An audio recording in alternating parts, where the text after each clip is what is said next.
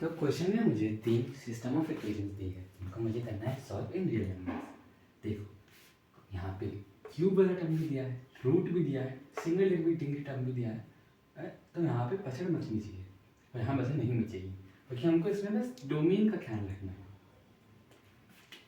अगर हमको पता है कि अगर कोई root y is equal to t दे रखा है, तो दोनों साइड का एक तो अंदर में y पॉजिटिव होना चाहिए, एक t पॉजिटिव होना चाहिए, क्योंकि स्क्वायर रूट के बाहर कभी नेगेटिव टर्म नहीं आता, स्क्वायर रूट के अंदर भी कभी नेगेटिव टर्म नहीं आता। ये रूट फंक्शन का डोमेन है और रेंज है। अब देखो मेरे को t is greater than equal to 0 वाले इसको यूज करूँगा पहले यहाँ पे। ये भी हमको ध्यान रखना है कुछ जब हम कोई और क्वेश्चन सॉल्व करें, पर इस पर्टिकुलर क्वेश्चन का कुछ काम नहीं है। फिर भी हम याद रखते हैं कि x cube greater than equal to y, y cube greater than equal to z, z cube greater than equal to x. हाँ मेन काम तो इससे है, तो z minus one greater than equal to 0, z greater than equal to 1। ऐसे similarly तीनों greater than equal to 1। अब मैं क्या करूँगा, इसको इस इक्वेशन को एग्जांपल लेके पहले इसको रूट को हटाऊंगा स्क्वायर करके। एक्स क्यूब माइनस वाई बराबर z square minus 2z plus 1। X cube minus y है ये। ऐसे ही तीनों इक्वेशन लिखूंगा। तीनों इक्वेशन लिखते ही मैं उनको सबको प्लेस कर दूंगा। सबको प्लेस करूंगा तो मुझे पता चलेगा कि ये पहले तो इधर ये बन जाएगा, मिस x cube plus y cube plus z cube को सिग्मा एक्स क्यूब लिख देता हूँ, किसी को भी दिक्कत नहीं होनी चाहिए। माइनस सिग्मा एक्स, ये प्लस बन के प्लस 3, ये बन जाएगा माइनस 2 सिग्मा एक्स, और ये बन जाएगा x square plus y square plus z square करा, तो ये बन जाएगा सिग्मा एक्स स्क्वायर।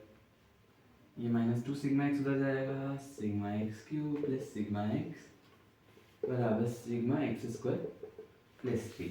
अब देखो जब अगर मेरे पास एक्स वाई जेड ये दोनों 1 से बड़े हैं, इसका मतलब ये है कि एक्स क्यूब हमेशा एक्स स्क्वायर से बड़ा होगा, क्योंकि हमको ये इनइक्वालिटी सेटिस्फाई करने वाले कौन से नंबर होते हैं जो 1 से बड़े हो या 0 से छोटे हो।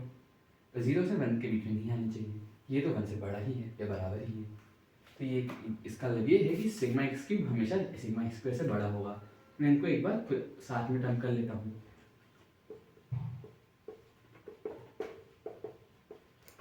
सिग्मा एक्स उधर भेज दिया और सिग्मा एक्स स्क्वायर इधर ले आया।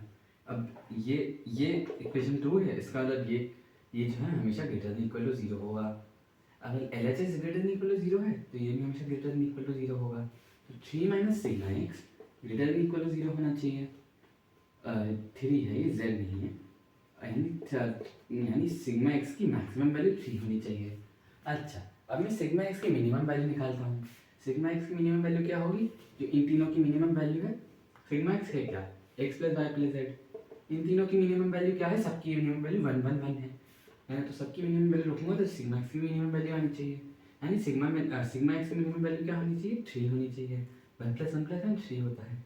यहाँ पे मेरे को क्या पता चल रहा है कि सिग्मा एक्स की मैक्सिमम वैल्यू भी 3 है, सिग्मा एक्स की मिनिमम वैल्यू भी 3 है।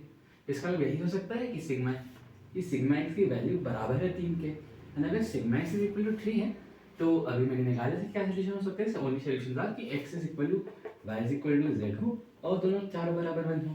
That is the only solution possible for this. ये क्वेश्चन है चाइल्ड केस का जो 2022 में हुआ था।